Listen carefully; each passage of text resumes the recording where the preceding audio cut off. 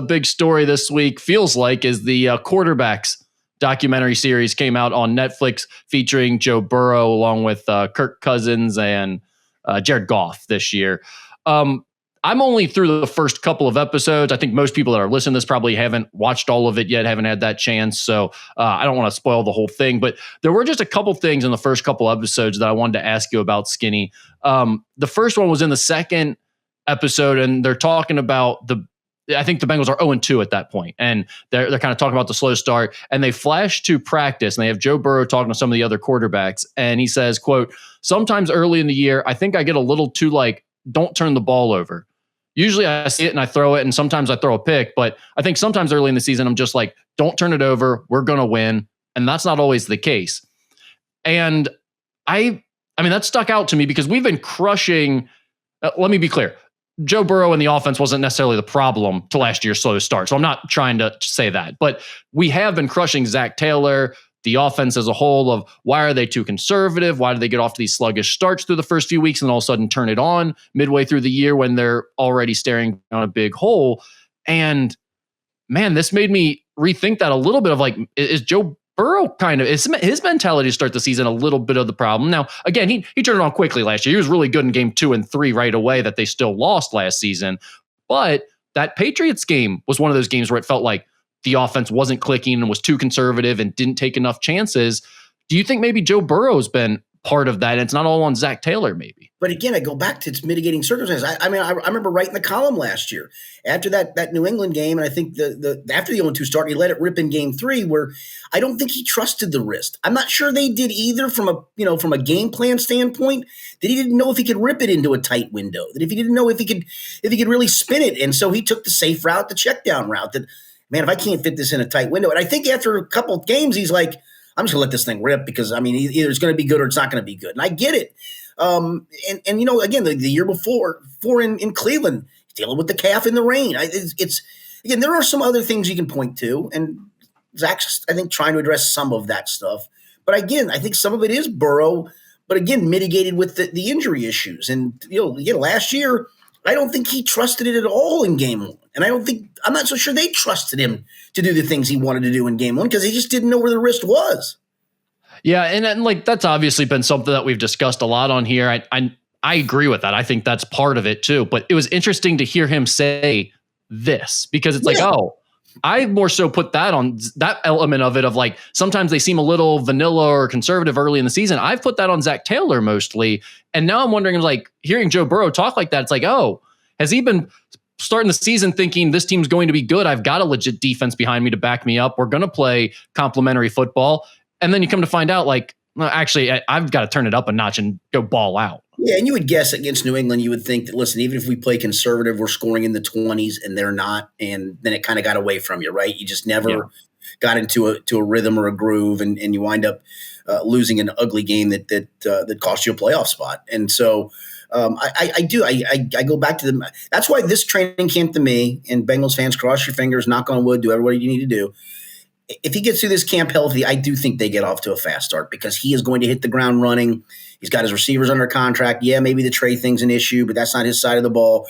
He's got a chance to have all his dudes all happy, all ready to roll. Mike Gesicki back, Chase Brown taking another step forward. I mean, you've got a chance to hit the ground running because you don't have – well, his wrist isn't right. And today he didn't – I mean, you remember last year in camp, there were days we wrote about how Joe didn't look right. And then some days he did look right. And that was probably true, that there were days he felt great. Some days he didn't. That should have been understandable, but it didn't mask the fact that some days he didn't look great. And so this time around, man, he's got a chance to hit this ground running and barring any goofy setback, and he's had a bunch of them. I mean, one year he didn't get hurt, but he had an appendicitis, right? And then the calf injury. It's just been one goofy thing after another. And I do think they get off to a fast start because I do think he'll have all the confidence in the world and everybody's going to be happy and everybody's going to be ready to go. The first few episodes that I watched take you through the 0-3 start last year. That's basically the point that they're at.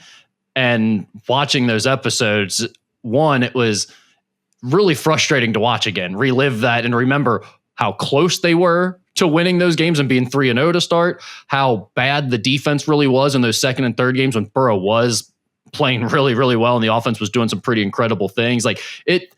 I remembered it from last year, but man, reliving it like that, piece by piece, seeing those big moments in a montage like that all together was like, God, that was last year could have been so much different, and it really wouldn't have been anything crazy. You know, it's a pass interference call here. It's them not fumbling. It's Hudson not fumbling the ball at the goal line on that play. Like, there's so many little things that like you remember, but you're also like, God, that's a lot of ifs, ands, or buts to add up to equal an 0-3 start that could have very easily been very different. It's Jaden Daniels, dropping one in the bucket when they don't get home on the blitz. Yeah, crazy. Yeah. The only other thing I wanted to bring up is they have a piece at the end of the second episode, which is a dinner with the Burrow family and the Chase family. The parents and both guys sitting there, just great content. I mean, nothing crazy. It kind of takes you through the chemistry that those two guys have and how special that really is compared to, okay, yeah, you have some great quarterback and receiver pairings in the NFL that come together and they build chemistry over time. But to have that same guy that you've been with through in college, and there's a point in practice where Joe's telling Chase, like, here's the type of route I think it's going to be and the type of throw it's going to be. And they're trying to like get on the same page with it. And they're sort of making hand motions and stuff. And then Burrow goes, oh, it's like the route we used to run with Jettas back in LSU. That's and they great. both know what it is, like they're just kind of leaning and talking and just snippets of words. It doesn't make any sense to anyone watching, but you can just gather from that conversation the incredible chemistry they have. And then hearing the parents talk about celebrating together and the conversations that they've had about like, we're going to be doing this for another 10 years together. It's a pretty cool moment for content. I mean, go back to, again, the season with the calf injury 2 seasons ago. Who was the guy that said Joe just needs to sit out until he's healthy, right? He needs to miss whatever games. He was right. He was probably right. Yeah. 100%. Yeah, they have a great relationship. It's fun to see them talk together and their parents hang out, but also the chemistry thing on field is so real with those two guys, and it gives a great glimpse into that. Anything else on your end on the quarterbacks thing? I know you haven't watched all of it either yet. Yeah, no, we did. We actually been a couple Saturdays ago. I can't remember. Well, I guess we just had gotten the puppy, so we were just going to kind of chill with her at home. We binge watched the first season, the original season of Netflix, and I actually came away. I liked it. I really came to like Kirk Cousins. I thought he was really good in those episodes. I'm looking forward. I've not watched any of these yet. I know some of the stuff. I thought the whole Batmobile thing made my eyes roll. Like, I'm sorry. I don't care that a multi-millionaire getting ready to buy a multi-million-dollar toy can't. And again, I'm sorry because of his house got robbed, but I just have no cares about that. I have none. I'm sorry. Yeah, well, I'm going to tell you, I don't think you're going to find a lot of this very interesting. Like I said, the few things I pointed out there stood out to me from the football perspective. But I love that was the thing I liked about the original. I like Kirk Cousins' humility and just him as a person. I don't think it was fake. I think he's just a really good dude. Seemed like a great dad. And I don't think it was any of a put on, but I did love when you got into a little bit of the inner workings of the football stuff. I know some of that stuff, but it's still cool to see. Yeah, there's some good stuff here with that, but a lot of it is just the Burrow stuff is kind of boring. It's him at his house doing I'm boring but cultured. I've taught myself the piano. I'm into fashion. They're pretty boring segments. It's him being monotone, responding to people, and they're talking about like clothes and piano. So again, I've not seen it yet. I'm going to probably binge watch it. I might even binge watch it at some point in the next day or two. I know fans seem to make a pretty big deal of the exchange between Burrow and Zach in the Tennessee game where, they didn't end it the right way and Joe kind of blew up and Zach tried to calm him off the ledge. And what does that say about the relationship? I'm like, dude, that's the heat of a battle. That's a guy who's frustrated in the moment and the head coach being the adult going, dude, we'll fix it. Relax. I haven't seen the exchange, but that's what I gathered out of that exchange. And I just don't find that a big deal. Do you? No, I mean, I'm anxious to see it on the show. I haven't seen it yet. So, yeah. All right. One of the other things I wanted to bring up with the Bengals is something that our buddy Paul Dehner does. And I've really enjoyed this over the years. It's the state of the franchise survey that he sends out and he has fans respond to. And it's basically like a bunch of different questions. You respond 1 through 5 on. So I saw the initial survey. I actually took it myself because I'm a subscriber. It's funny you say this. I've not seen the end result. So I'm interested to hear some of these results then. Yeah, 1 being least confident, 5 being most confident is how the survey works. And I'm not going to go through all of it. Go subscribe, read Paul's stuff. It's great stuff. But they were talking about on their podcast, he and Jay, and there were a couple of things that really jumped out in terms of the numbers. They've all obviously trended in a totally negative direction for the franchise. The last 2 years, it was like 2 years ago they were great. A year ago, you're starting to see some people fall off, and then all of a sudden this year, it's just like everybody's thinks it's an absolute disaster. Apparently, the percentage of fans rating ownership as least confident, meaning a 1 out of 5 in their confidence in ownership, jumped from around 3% to 47%. 47% now have 1 in terms of their confidence in the ownership now. Wow. It was around 3 last year. I mean, you think this is all Trey Shamar related? Well, let me get to let me go through a few more of those, because that's exactly what I wanted to get into, is if that's what it is or if this is more than that. Those marking most confident in Duke Tobin, so marking a 5 most confident in Duke Tobin, dropped from 52% to under 1%. Oh my! 52 to under 1 in a year. Wow. Firm belief in the overall direction fell from 73% 2 years ago to just 3% today. That's not just like a blip. That's like everybody, the bottom's falling out. Right. That's what jumped out to me. And then finally, this is the funny part about fans, though, right? This is what I love about them. Confidence in winning a Super Bowl over the next 3 years slid from about 80% to 52%. So only 3% have any belief at all in the direction of the franchise, but more than half of them think they're going to win a Super Bowl in the next 3 years somehow, some way, because Joe Burrow exists. Exactly. I was going to say, because you got Burrow, Chase, and Higgins. I mean, that's probably the reason of that belief. Yeah, I mean, I found that to be hilarious, but you wipe out the last one because that's, still that's a pretty stark contrast, 80% to 52%. But I think that number is more funny than anything. The other ones, like you said, this is not okay, people are disgruntled and you got a few more people commenting on your survey than usual because they're pissed off. This is pretty much everyone that's ever responded to this thing completely changed their tenor on most of these answers. Go ahead, I'm sorry. Do you think is this just typical NFL overreaction to what's in the moment of Trey Hendrickson and Shamar Stewart?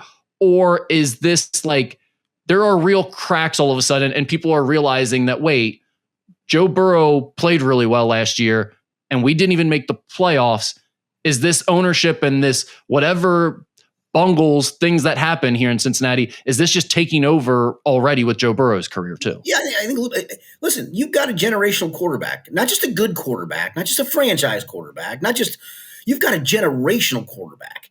And when you have a generational quarterback, I think it's fair to have an expectation to make the playoffs virtually every season, push for AFC championships, and at some point, I don't want to say stumble into a Super Bowl, but win a Super Bowl and maybe more than a Super Bowl. And yet you've gone the exact opposite direction. You've gone from Super Bowl, AFC runner-up, to no playoffs. And again, mitigating circumstances in a couple of those years, certainly the Burrow broken wrist, although Jake Browning actually came in and righted the ship enough to keep them afloat. And some of it you can point and go, well, because they've missed on this first-round draft pick or that first-round draft pick or Jackson Carman, a second-round draft pick, and they're not locking up all the players. I want them all locked up. Well, you can't lock them all up, but I get the fan sentiment on that. And so, yeah, I can see why those things have slipped. Maybe not to that degree. I mean, that's like completely off the edge. like they decided not to re-sign Chase and Higgins and piss Burrow off and just say to hell with all of this. We're not paying anybody. No, they've paid them all. There's hiccups at the moment with a couple, and again, we'll see how those things put themselves out. And I've been pretty firm that I don't think they're completely in the wrong on Trey. I get why fans do. Fans just want their guys locked up. I understand that. Right. But to fall off that badly is crazy. That's wild to me. This to me feels like an overreaction. Now, am I happy with the way things are going? Am I concerned? Yes. But to be on, one side where you're like, I have confidence, I'm most confident in these things, and then all of a sudden it's like completely diminished. That seems a little surprising to me. I don't think, especially like you said, when they did go out and change some things about the way they do business, they have like gone out and tried to sign big name offensive linemen for Joe Burrow the last few years. It may not have worked out perfectly, but they did go out and spend a bunch of money on that. They did now lock up Higgins, Chase. They've tried to Gesicki. They've tried to do things that Joe Burrow asked them to do, which I think is it's not the same old Bengals in terms of what Carson Palmer complains about every couple of years nationally. It's like he acts like this is the same exact situation he ran into, but it's not. They are doing the things that Joe Burrow asked for. They are providing him with weapons and keeping his guys around. Now, does the defense have to improve? Yes. Okay, they've replaced the defensive coordinator.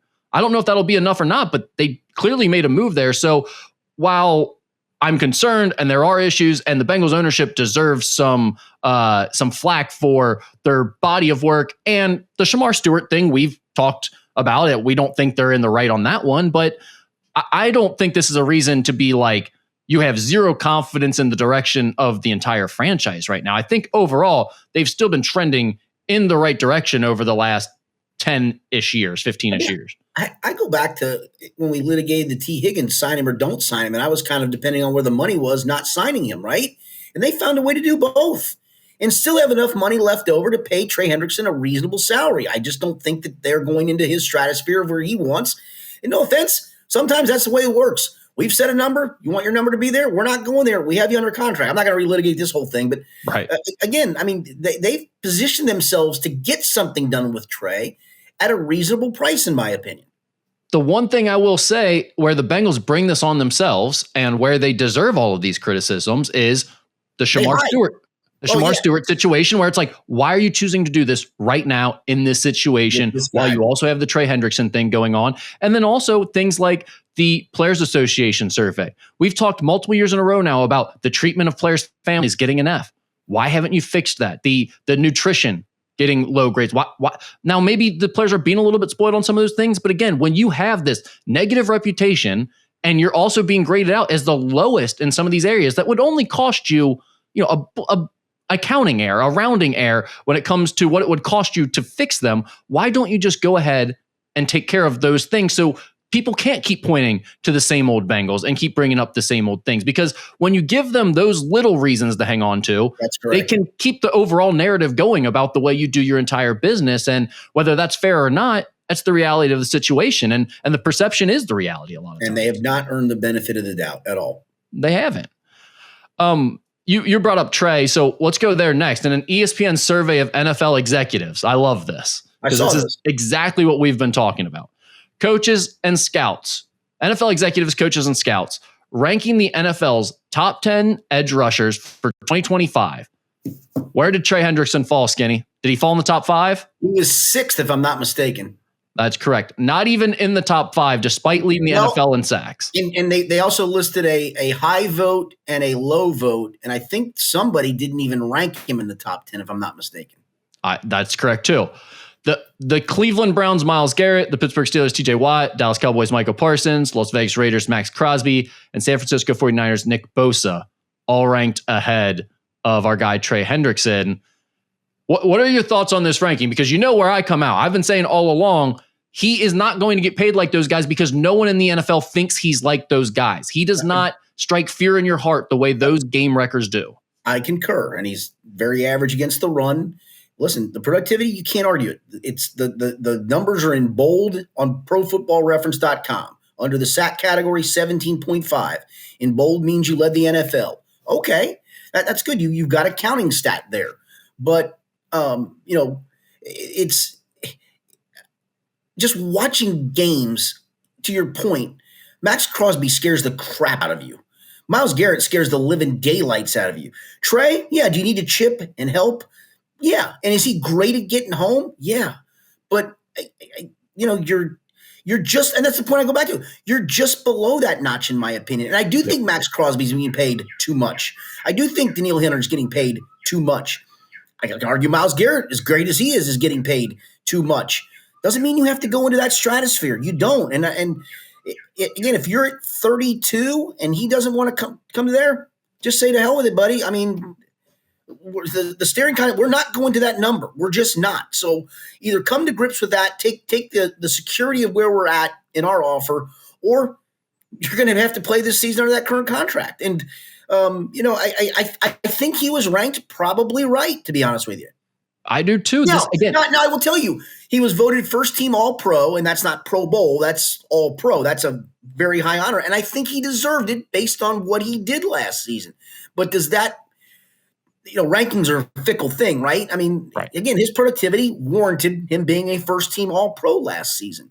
But when you start to go, would I take him or him or him or him over him? Yeah, I probably would.